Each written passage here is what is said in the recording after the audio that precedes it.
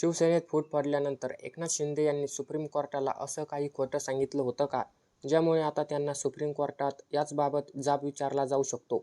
आणि या सगळ्यात धक्कादायक म्हणजे शिंदे गटाने कोर्ट आणि निवडणूक आयोगासमोर मांडलेली हीच माहिती आता शिवसेना पक्ष आणि धनुष्यबाणाच्या अंतिम निर्णयात गेम चेंजर ठरू शकते का, असा दावा केला जातोय.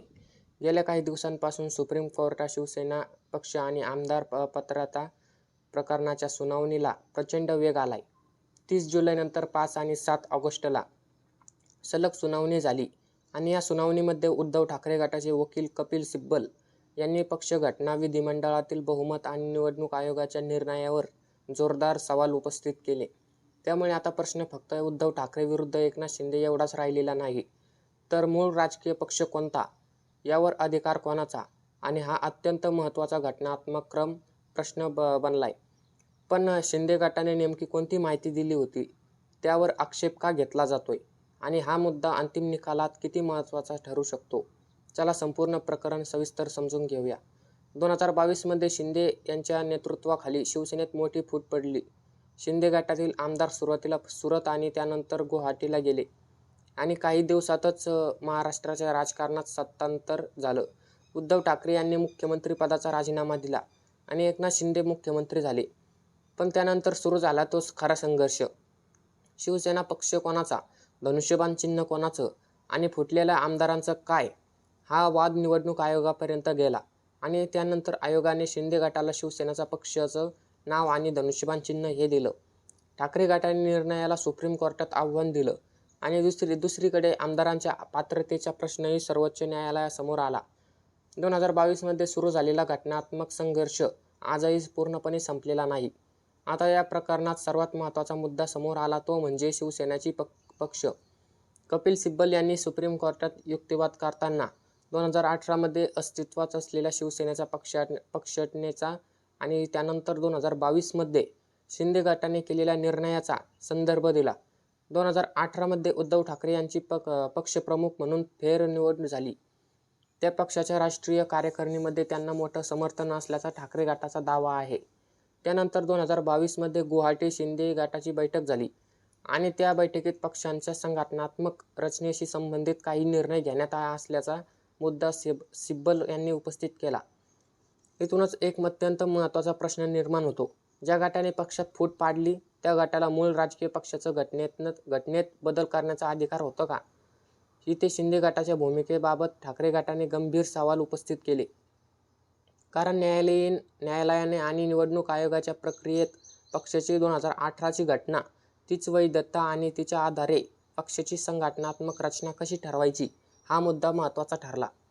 ठाकरे गटाचा आरोप असा आहे की शिंदे गटाने पक्ष घटनेबाबत अशी भूमिका मांडली की ज्यामुळे त्यांच्या दाव्याला फायदा झाला.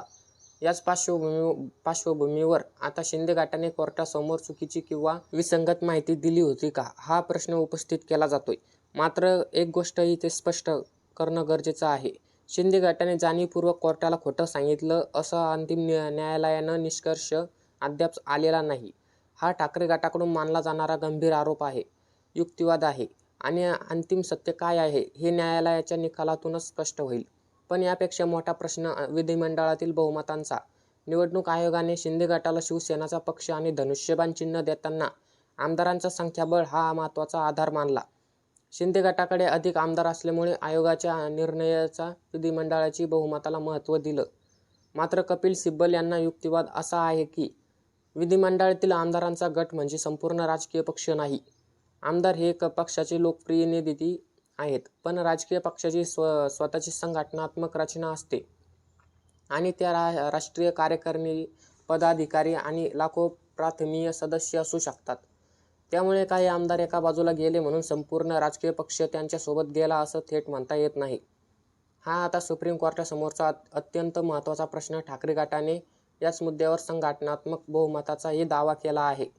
त्याच्या म्हणण्यानुसार राष्ट्रीय कार्यकारिणीत उद्धव ठाकरे यांच्या बाजू मोठं बहुमत होतं, तर शिंदे गटाकडे मुख्यतः विधिमंडळातील आमदारांचं संख्याबळ होतं. त्यामुळे आमदार किती यापेक्षा मूळ पक्षाची संघटनात्मक रचना कोणाकडे, हा प्रश्न महत्त्वाचा असल्याचं सिब्बल यांनी मांडलं. जर सुप्रीम कोर्टाने हा युक्तिवाद स्वीकारला आणि राजकीय पक्षाची ओळख ठरवताना संघटनात्मक बहुमताला अधिक महत्त्व दिलं, तर निवडणूक आयोगाने घेतलेल्या आधीच्या निर्णयावरही त्याचा परिणाम होईल. आता या प्रकरणातील आणखी एक महत्त्वाचा भाग म्हणजे निवडणूक आयोगाची भूमिका. ठाकरे गटाचा आरोप आहे की आयोगाने शिवसेनेच्या संघटनात्मक रचनेपेक्षा विधिमंडळातील संख्याबळाला जास्त महत्त्व दिलं आणि त्याच आधारावर शिंदे गटाला पक्षाचं नाव चिन्ह देण्यात आलं. त्यामुळे सुप्रीम कोर्ट आता खरा राजकीय पक्ष ठरवताना नेमकं कोणते निष्कर्ष वापरावे हा प्रश्न तपासात. जर न्यायालयाने असं मानलं की केवळ आमदारांचे संख्याबळ हा पुरेसा निष्कर्ष नाही, तर भविष्यात कोणत्याही राजकीय पक्षात फूट पाडल्यावर अशाच प्रकरणामध्ये निवडणूक आयोगाला वेगळ्या पद्धतीने विचार करावा लागू शकतो. आणि म्हणूनच पक्षनेचा मुद्दा इतका मोठा आहे की कारण हा फक्त शिवसेनेचा अंतर्गत वाद नाही. भारतातील कोणताही राजकीय पक्षात उद्या फूट पडली आणि 2 गटांनी पक्षावर दावा केला तर खरा पक्ष कोणता ठरवायचा? आमदार आणि खासदारांची संख्या पाहायची की पक्षाची राष्ट्रीय कार्यकारिणीची आणि संघटनात्मक रचना पाहायची की पक्षाच्या प्राथमिक सदस्याचं समर्थन महत्त्वाचं म्हणायचं? या प्रश्नावर सुप्रीम कोर्टाने स्पष्ट मार्गदर्शन तत्त्व दिलं तर त्यांचा परिणाम देशातील भविष्यातील राजकीय फुटींवर होऊ शकतो. दरम्यान आमदारांच्या अपात्रतेचा मुद्दा अजूनही महत्त्वाचा आहे. 2022 मध्ये शिवसेनेत फूट पाडल्यानंतर अनेक आमदारांच्या अपात्रतेचा प्रश्न निर्माण झाला. तत्कालीन विधानसभा अध्यक्ष राहुल नार्वेकर यांनी आमदारांना अपात्र ठरवलं नाही. ठाकरे गटाने निर्णयाला आव्हान दिलं आणि प्रकरण सुप्रीम कोर्टापर्यंत पोहोचलं. त्यानंतर 2024 विधानसभा निवडणूकही झाली.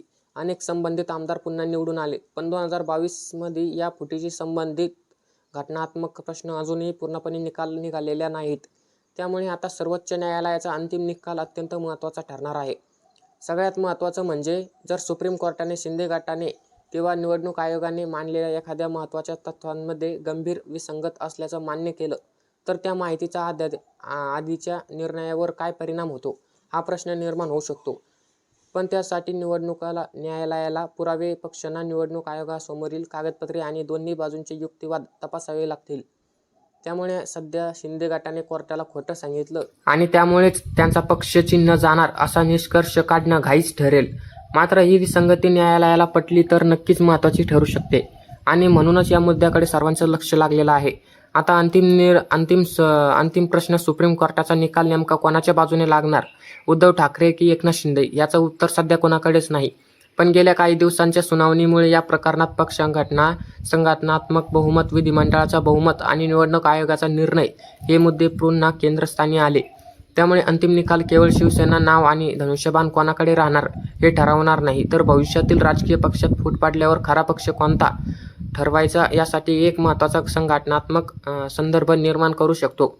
म्हणूनच आता तुमच्यासाठी सवाल एकच, शिंदे गटाने कोर्टासमोर मांडलेली माहिती आणि पक्ष घटनेचा हा मुद्दा अंतिम निकालात खरेच गेम चेंजर ठरेल का? तुम्हाला याबद्दल काय वाटतं कमेंट करून नक्की सांगा. आणि असेच माहितीपूर्ण व्हिडिओ बघण्यासाठी आपल्या महाराष्ट्राची बातमी या यूट्यूब चॅनलला सबस्क्राईब नक्की करा. धन्यवाद.